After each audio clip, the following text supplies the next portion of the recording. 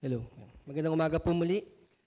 Para po sa ating mensahe sa umagang ito ay inaanyayahan ko po kayo na buksan po yung ating mga Biblia sa 1 Thessalonians chapter 5. And let's read verses 6 through verse 11. 1 Thessalonians 5, 6 to 11. So then, let us not sleep as others do, but let us keep awake and be sober. For those who sleep, sleep at night, and those who get drunk are drunk at night. But since we belong to the day, let us be sober, having put on the breastplate of faith and love, and for a helmet the hope of salvation. For God has not destined us for wrath, but to obtain salvation through our Lord Jesus Christ, who died for us so that whether we are awake or asleep, we might live with him. Therefore, encourage one another and build one another up, just as you are doing. Manalangin po tayo. Panginoon, muli kami ay lumalapit sa inyo. Dalangin po namin, Panginoon, ang inyong pong pagsama sa amin pong gawaing ito. May you own the preaching of your word. And I pray, Father, that indeed you would be pleased to use even this message to call those who are yet outside of Christ to repentance and faith in him. It is our greatest desire that you would be glorified. In Christ's name, amen.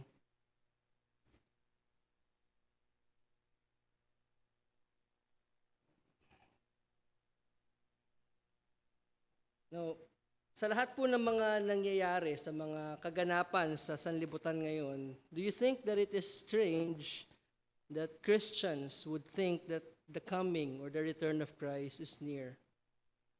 If you open the news, if you read the current events, is it really strange to think, or for us to even think na talagang nalalapit na yung pagbabalik ng ating Panginoon? There are already wars that are going on, and there are wars that are still brewing.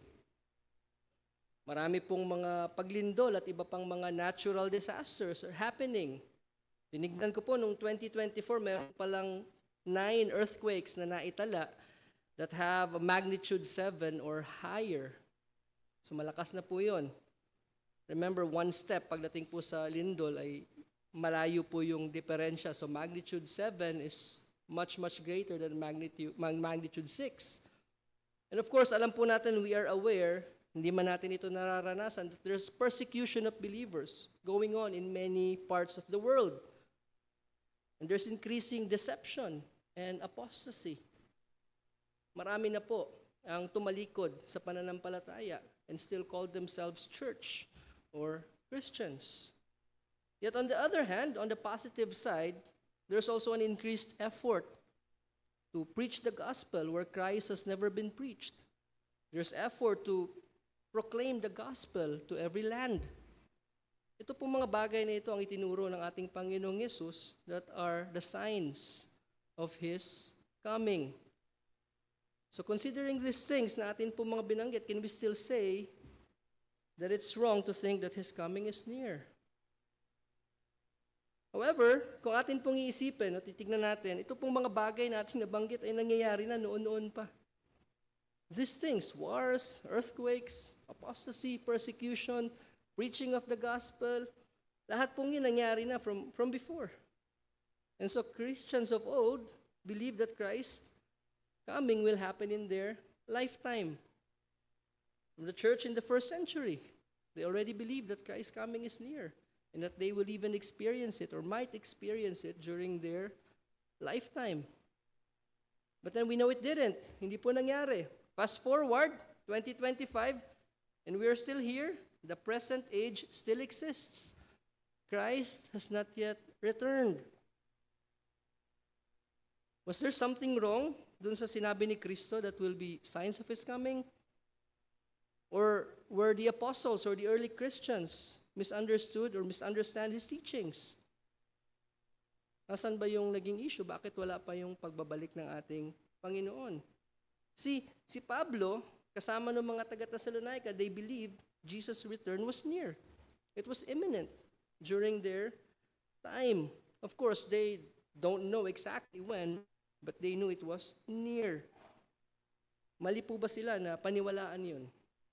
And would we be wrong to think that it is near ngayon and that it could happen in our lifetime? Doon po sa ating mga nakaraang mensahe sa 1 Thessalonians, pinag-usapan po natin yung muling pagbabalik ng ating Panginoong Jesus. And for the Thessalonians, it was an important topic that needed to be clarified and at some aspects needed to be corrected by the Apostle Paul. Mga ilang katanungan, has it happened already? Nangyari na ba? Eto na ba? Dinadanas na ba natin? Nangyari na ba yung pagbabalik ni Kristo? Kailan ito mangyayari? Paano naman yung mga namatay na? Will they miss out on the resurrection? How do we know it's near? How do we know Christ's coming is near? These are just some of the questions or topics na tinalakay po ni Pablo dun sa kanyang sulat patungkol dito sa subject na ito. Now, those things are very important. Those questions are very important. Kailangan pong malaman natin yung mga bagay na yun. But I believe the most important question we ought to ask when it comes to the topic of the coming or the return of Christ is not so much about the timing and the signs that accompany it. Rather, our greatest inquiry should be about our posture or our attitude, our mindset that will guide and direct our life as we wait for the coming of the Lord. How should we live? Paano tayo dapat mamuhay habang tayo ay nag-aantay sa pagbabalik ng Panginoon? That is the greater question. Paul makes that point clear in chapter 5. If you read chapter 5, dun sa ating mga natalakay na from previous sermons where he focuses on the how of waiting. How then shall we live? How then shall we wait? Two things yung atin pong tinignan from the last sermon that we ought to be. Ito po yung mga bagay that we ought to be as we wait for the Lord. Number one, we must be what? Awake. We must be awake. And we must be sober. And ano ba yung sinisigaw ng dalawang bagay na yun? Preparedness. Being awake and being sober screams preparedness, readiness to meet our Lord. And those two things, as simple as they sound, they sum up what being ready looks like. You want to know what a ready Christian is? He is an awake and a sober Christian. Okay lang po kung inaantok tayo, no? Hindi po yung sa Sunday. Yung the general na buhay natin should be described as someone who is awake. Naalala ko po ito, totoong kwento. I was pranked by my teacher and my classmates one time nung ako po'y nakatulog sa klase. Nagising po ako, wala na sila. I was left behind. Na-left behind ako. Tinignan ko dun, tinuloy nila yung klase nila. And my teacher spoke to me after class why he did that. Because really, it was a serious problem na tinutulugan ko yung kanyang klase. It was in Bible school. Kaya seryoso na nakatulog ako sa kanyang klase. I was left behind. Now, hindi ko po ina-advocate yung left behind series. No? I'm not advocating for that. But literally, they left me behind. Why? I wasn't ready. I wasn't prepared for it. Hindi po mangyayari yun kung ako ay gising. Or if at least I was trying to stay awake. Hindi po sana mangyayari yun. Hindi po ako may iwanan. Hindi po natin gagawin yun dito sa mga natutulog at lilipat doon sa cafeteria. Hindi po yun ang sinasabi namin. Now, when it comes to being very sober, sobriety, alam natin yung contrast no, nakakakita tayo. Sober person versus a drunk person. Can you imagine kung anong klaseng disaster mangyayari kung tayo magpapa-interview sa trabaho ng tayo'y lasing? Or maybe, play a game of basketball or dodgeball when we are intoxicated. Or maybe just the more common thing, try driving when you're drunk. And of course, when Paul spoke about these things, he means it in a spiritual sense. And so kung i-relate natin spiritually, when we are spiritually sleeping and drunk, there is no way that we can be prepared or ready to meet the Lord. Kaya babalik tayo dun sa ating point. In the discussion about the Lord's return, the most important question for us to ask is not whether can I discern the times, but am I ready to meet the Lord? Handa na ba akong humarap sa Panginoon? At ito rin yung main thrust ng ating Panginoon nung itinuro niya itong bagay na ito sa kanyang mga disipulo. About being prepared, about being ready. We are not called to be experts in discerning the times and seasons, nor savants in eschatology, as important as these things are. If we have the time, if we have the resources, by all means, study eschatology, study these things. But see, one can be part of those whom Christ will take to meet Him in the air sa kanyang pagbabalik with having little knowledge of these things. That's yung message ni Pastor kanina. That's it. You can know little about theology as long as you know Christ and Christ knows you. Then kasama ka dun sa kanyang kukunin, sa kanyang pagbabalik. On the other hand, someone with so much knowledge about theology, about eschatology, still might end up on the wrong side of Christ coming. They might still end up and suffer eternal punishment. In the parable of the 10 virgins, hindi po yung may mga mag-aara, pinakamahal na lampara, ang naka-attend doon sa wedding banquet. Sino po? Those who had enough oil to keep their lamps burning. Those who were prepared. Those who were ready. Only they were able to be in the wedding banquet. And so I hope those things make it clear that our main concern should be readiness. When we come to think about the Lord's coming, more than anything, ang kailangan nating isipin, tanungin, tayo ba ay handa? Hindi na natin dapat tinatanong kung babalik ba si Kristo o hindi. That's outside of the question. The Word of God says He will. God promises, Christ promised, He will return. So we take it at face value. We believe it because God said it. The Word of God said it. Whether it is near, that should also not be a question. Why? It has always been near. It has always been near. Ever since Christ ascended back to heaven, the time has been at hand. It has always been near. Christ said, when we see the signs, we know it is near, even at the very gates. And when did those signs start appearing? Ever since the time of the apostles, the time of the disciples. It has always been near.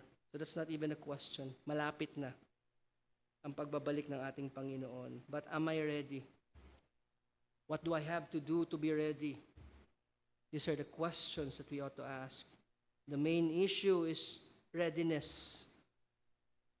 Pagiging handa. But it is not as simple as it sounds. Hindi po ito kagaya ng paghahanda lang para sa isang trip. 2 weeks pa lang, bago yung flight natin, ready na yung ating mga maleta, nakahanda na lahat ng ating mga gagawin. Huwag lang kalimutan ang passport. Waiting for Christ is not as simple as waiting for your package or your parcel to arrive. It's not as simple as that. And again, waiting for the coming of Christ is not idleness. Waiting is an active waiting. Waiting for the Lord's return is full of kingdom activity. Remember, who was that blessed servant na binanggit ng Panginoong Yesus sa Matthew 24? It is he whom his master will find so what? Doing what he was commanded. Siya yung masusumpungan ng master na ginagawa kung ano yung pinagawa sa kanya sa pagbabalik ng kanyang master. And Paul here, sa ating pong text, he provides a different picture and he even likens or compares it to warfare. How do we know it? He reminds us that we, as believers, are those who have put battle gear on. We have put battle armor on. Keeping awake and staying sober is to be in a battlefield. I know the struggle of what it is to stay awake during the sermon. I know it is a battlefield as well. But waiting for the Lord is also a battlefield. It is a struggle that all true believers are engaged in. There are many things that will distract us. Even right now, there are many things that occupy our minds. The cares, the concerns of this life, of this world. Things that distract us and keep us away from the Word and from prayer. Things that will make us what? Lukewarm. Maaring problema yan, maraming bagay ang pwedeng magpalamig sa atin. There are many things that will cause us to be complacent and even lazy, so that we put our guards down and put our armor down. There are many, naalala ko tuloy yung kay Nehemiah. While they were working, they were ready to fight. May mga nagtatrabaho, may mga handa, may mga sandata. They were not just doing, they were ready for battle anytime in case their enemies might attack them and try to stop the work. And so that's how we ought to be waiting for the Lord as well. Remember, we are fighting against spiritual forces of darkness. And one thing that they do is to deceive us and put us to sleep. There are many experiences sa atin na minsan nagdadala ng kapaguran, spiritual fatigue. I remember Saul, si King Saul, as he lay fast asleep in the cave where David was hiding. And if it wasn't David, maybe it was Joab or one of his men that found Saul. Who knows what might have happened? Why? Because he was so tired. He got so tired, so he slept. He let his guard down. We must also battle sinful patterns and habits sa ating buhay. Ano ba yung mga patterns na nabubuo sa ating buhay? Ano ba yung mga habits? Sinful habits, maybe tiny things that we let off the hook, that become patterns and become habits na ang hirap ng alisin sa ating buhay. Those are the things of what can alter yung ating posture of waiting. The best way to describe a person who has forgotten or who does not care about the Lord's return is a person without personal devotion. And at some point in our lives, that might have been us. We have forgotten those things, but it does not have to stay that way. Hindi po natin kailangan manatili doon. It may sound simplistic na pag walang devotion ng tao, nakalimutan na yung pagbabalik ng Panginoon, hindi na nag-aantay. Yes, it is literally the litmus test to see whether we are awake and we are sober. See, if it's not the Word of God that governs our minds, if it is not what dictates or controls our life, then what? What is it? Remember, even in these very things, hindi po tayo iniwanan ng Diyos para sa ating mga sarili. In verse 8, Paul tells us that we have what it takes to wait faithfully. Verse 8, having put on the breastplate of faith and love, and for a helmet, the hope of salvation. Now, we are not being commanded here to put on those things. Paul says that believers have already put them on. Balikan po natin yung chapter 1. In chapter 1, verse 3, Paul commends the Thessalonians for what? For their work of faith, their labor of love, and their steadfast hope in the Lord Jesus Christ. Ano po yung sinasabi ni Pablo? What Paul is saying is the Thessalonians have already shown the work of the Spirit in their lives, the reality of salvation in their lives as manifested by their faith, their love, and their hope. They're patient and eager, awaiting for the coming of the blessed Lord and Savior, the Lord Jesus Christ. And Paul knows that it is only by the work of the Spirit. And so he knows the reality of salvation in this Thessalonians. You are those who have put on the breastplate of faith and love, and for a helmet, a hope of salvation. Nasa inyo ang banal na Espiritu. And so he urges them, keep them on. Even try to polish and try to improve on those things. Grow in your faith, grow in your love, and grow in your hope. See again, tinignan natin last time from 2 Peter, because if we neglect those things, we become nearsighted. We become blind-sighted. And it's the same thing for us.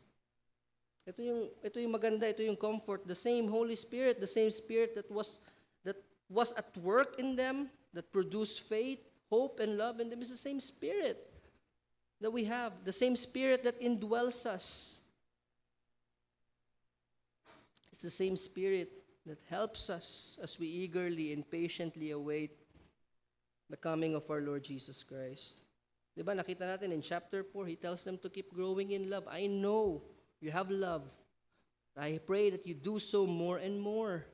And throughout the letter, ano ba yung patuloy na encouragement niya? Grow in your faith. Persevere in the faith. I know you have faith. I know you have love. I know you have great hope in the Lord Jesus Christ.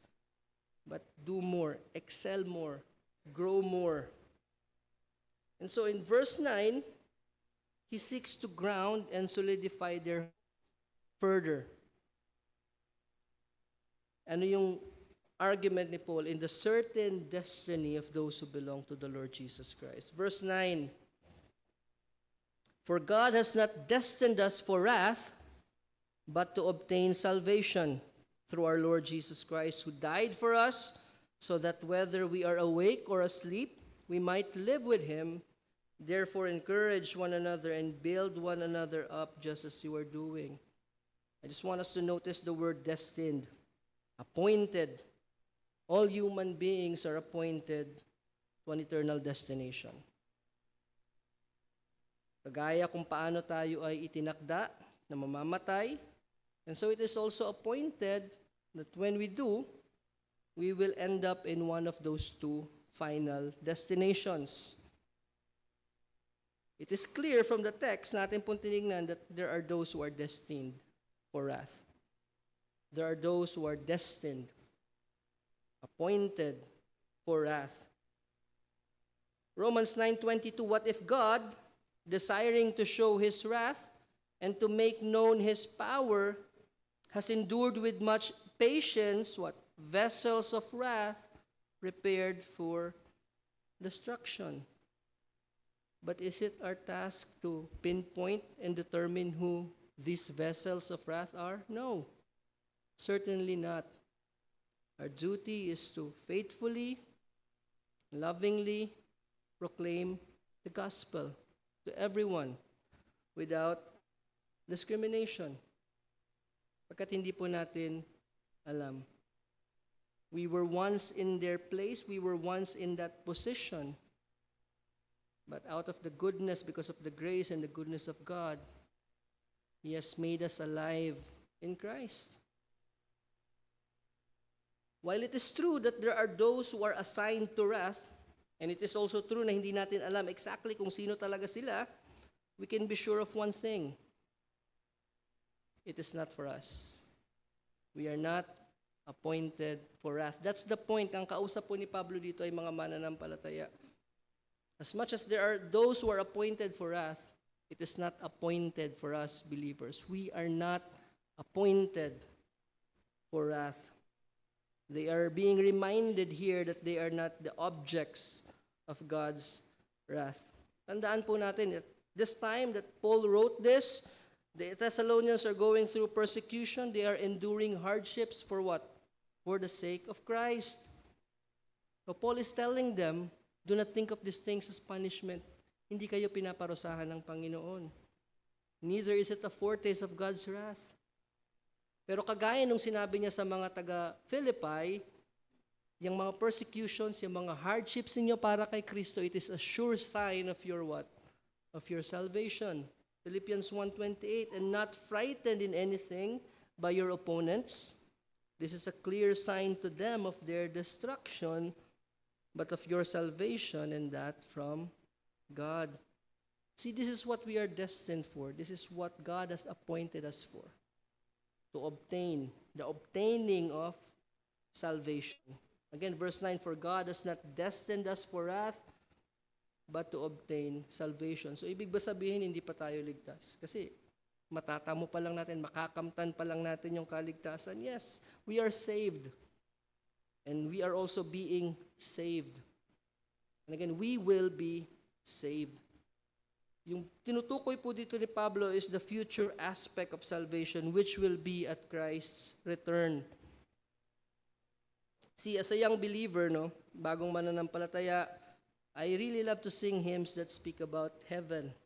I've got a mansion, siguro alam pa ng marami sa atin to. I got a mansion over the hilltop in that bright land where we'll never grow old.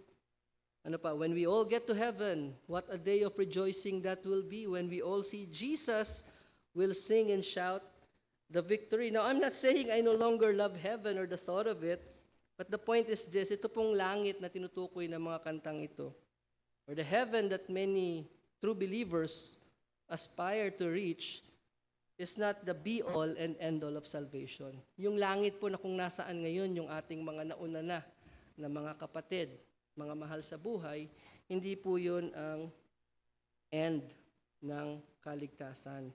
It is just a bus stop. The place where the saints, the departed saints are right now, is just a bus stop. But here's your advantage. It is a much more secure bus stop. Hindi na po sila pwedeng guluhin ng kaaway. Hindi na sila pwedeng gambalain ng kasalanan. But does that mean we are less secure? No, we're not. We are as secure as they are. The salvation to which we are appointed to na binabanggit dito ni Pablo is in the new heaven and in the new earth, in our glorified, resurrected bodies, where we will be forever with the Lord and with all the elect for all eternity. The permanent state of things. That is the salvation here that Paul is talking about. And Paul is saying, telling them, see, ground your hope. I know you have hope, but ground your hope in the certainty of these things. You are not destined for wrath. You are destined to obtain salvation. If you want to keep that helmet on, we ought always to keep in mind our future salvation that awaits us. May nag-aantay po sa ating dakilang kaligtasan. No eye has seen, no ear has heard, what God has prepared for those who love Him. But then there's need to qualify. Sino ba yung pwedeng mag-claim nitong pangakong ito? It is only for those who continue and persevere in the faith. Those who strive to grow in their faith, hope, and love. Malinaw po yan throughout the letter of Paul. But there's more to what Paul is saying. Not only does he ground their hope in the certainty of that future, that glorious salvation at Christ's coming, but most importantly, he grounds their hope upon the means by which God has secured this salvation. For God has not destined us for wrath, but to obtain salvation through our Lord Jesus Christ, who died for us, so that whether we are awake or asleep, we might live with Him. It is only through the Lord Jesus Christ by which we will be able to obtain, and by which we are able to obtain that promised salvation. It is by His death on the cross, where He took the wrath of God upon Himself. When He prayed, may this cup pass over me if it is possible. But then He submitted to the Father's will, and He drank the cup of God's wrath to the last drop. He drained it. He drank God's wrath for all of us believers and for those who would believe in Him. He secured our pardon, our forgiveness sa kanyang kamatayan dun sa krus. It is by His death for us, on our behalf, that our eternity is secured. See, apart from His death, we are all destined for wrath. But God, in His great love and mercy, has destined us for salvation. We can never be anymore the objects of His wrath. Hindi na po pwede pang tayong dumanas ng puot at galit ng Panginoon pagkat tinanggap na ni Kristo yung galit at puot ng Diyos para sa atin. We should never think that when we suffer, it's because God is angry or God is punishing us. That when we are afflicted, that God is exacting His vengeance upon us because of our sins. Yes, He disciplines His children na Kanyang mahal. That's for sure. But He will never punish us. How can He punish us when our sins have been paid in full? Who can condemn us? It is Christ who died.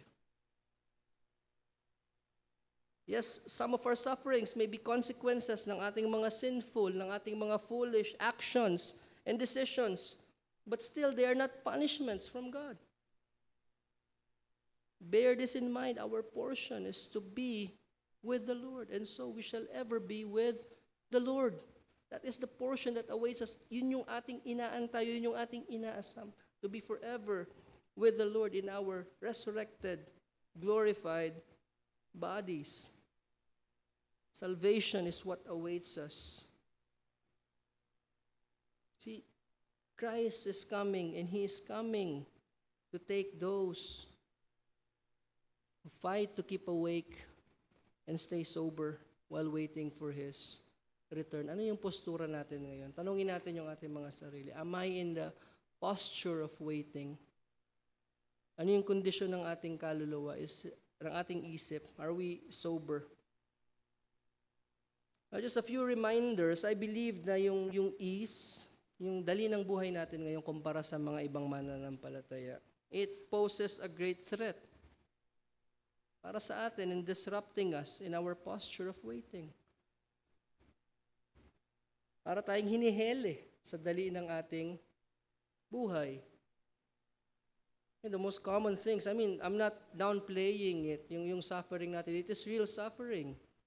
Sickness, death, and many other things na ating dinadanas. Pero we have not come close to what those early Christians na nababasa natin dun sa Book of Martyrs have suffered for the sake of the Lord Jesus Christ. Now again, I'm not saying those are not suffering. Those are suffering. And God knows the purpose for those sufferings.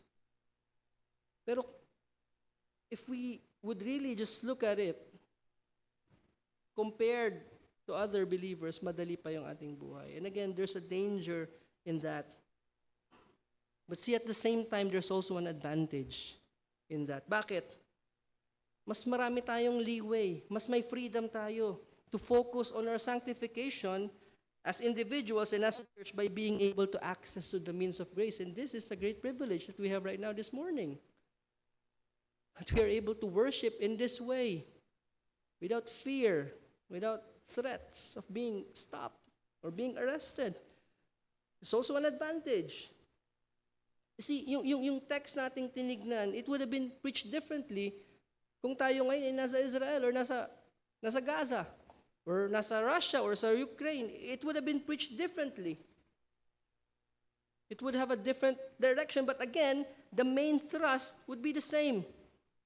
The question would still be, are we ready? Are we ready to meet the Lord?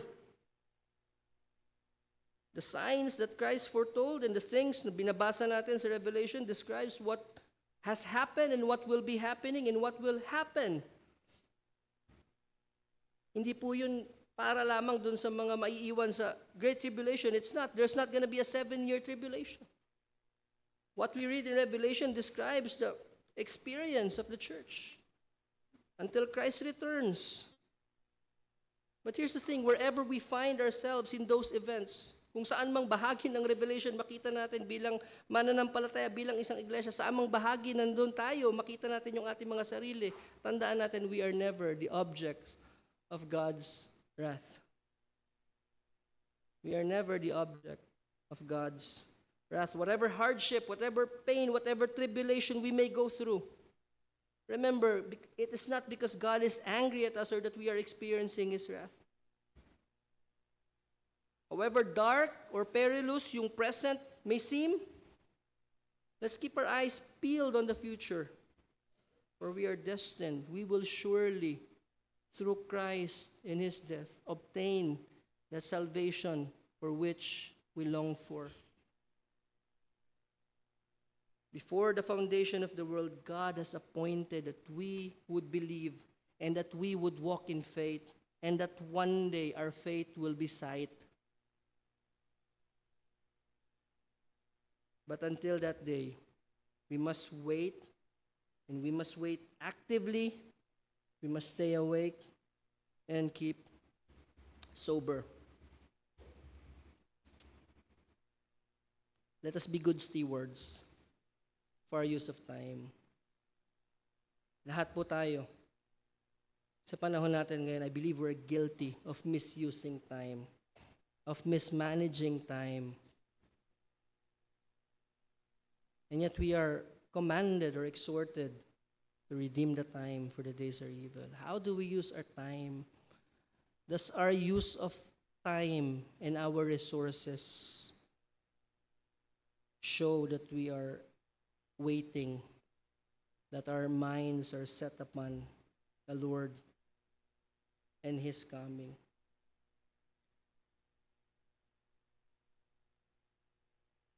Are we keeping our excitement meter high by drawing closer and closer to Him in word and in prayer? Alam niyo, pag nalayo tayo sa isang tao na mahal mahal natin, we long for them, we become excited to be with them. At habang papalapit na yung araw na tayo ay magtatagpo, mas lalo nating sinasariwa. Maaring tinitignan natin yung mga larawan, binabalikan natin yung mga bagay na because there's excitement. We're stirring ourselves up to be excited. But are we doing that? Are we stirring ourselves up to be ready to meet the Lord in His coming? Are we keeping our lamps burning by adding the oil from the Word through the Spirit? Basically, what I'm saying is, are we really diving into the Word so as to keep our lamps burning? Or baka kinakanta na natin, give me oil in my lamp, keep it burning. It's high time. It's about time na maging minimalist na tayo pagdating dun sa mga bagay na pumapatay ng ating kaligayahan sa Panginoon. That we throw away those things that dampen our faith. Sino ba yun? Si Marie Kondo ba yun? Pagka mga bagay doon na hindi na nagbibigay ng kaligayahan, if it doesn't spark joy, throw it. Now, what habits, what practices, ano ba yung mga bagay sa buhay natin that doesn't spark our joy in God? Maybe it's time to let go. Maybe those are not really necessary parts of our lives. Maybe. Let's pray that God would give us the wisdom. Ano ba yung mga bagay sa buhay ko that need to go? Ano ba yung mga practices ko? Ano ba yung mga gawi ko? Ano ba yung mga pag-uugali ko that need to go? Marami tayong may isip niyan. I'm pretty sure. Let's fight our tendencies to distance ourselves from the church and from other believers. Maari kasing nandito lang tayo sa iglesia. We say hi, we say hello, we smile, mabeso, we shake hands, but our hearts are no longer closely knit with one another. Iwasan po natin yung mga tendencies to drift away. Because we are not waiting alone. We are waiting for His return together as one body. Dapat ganun po yung ating attitude. Let us together obey the commands na makikita natin dun sa last portion ng ating pong text, which is to encourage one another and build one another up. But how can we do that if our hearts are no longer bonded with the brethren. It's a body effort. We're not just a group. It's wrong to say a group effort, but it's a body effort. We all work together as one. The hand is not against the feet. So the eye is not against the nose or the eyebrow. We are one body. The Lord's coming is near. It may or may not happen in our lifetime. It may be another 100 years, 1,000 years, or no. But it is near. Either way, malapit naman na tayong humarap sa Panginoon. How many more years do we have? How many more years do we have as individuals? I heard that from a preacher. Regardless if Christ's coming is near, malapit naman na rin tayong humarap sa Panginoon. We have like less than 100 years for many of us. For most of us, maybe. But how will He find us at His coming? And for unbelievers, it's obvious you cannot be ready. Hindi ka maaring maging handa. Again, that day will catch you by surprise. But there's grace and mercy available in the Lord Jesus Christ. He died so that sinners like me and you could have forgiveness, could have the hope of salvation. Come to Christ. Come to Christ. Let's pray. Father, once again, we thank you for your word. Salamat, Panginoon, sa mga napakatamis na pangako. Salamat sa mga sober warnings na amin pong natanggap mula sa inyong salita. May you cause these truths to burn in our hearts. May it help us really to live and wait as we ought for the coming of our Lord. In Christ's name, amen.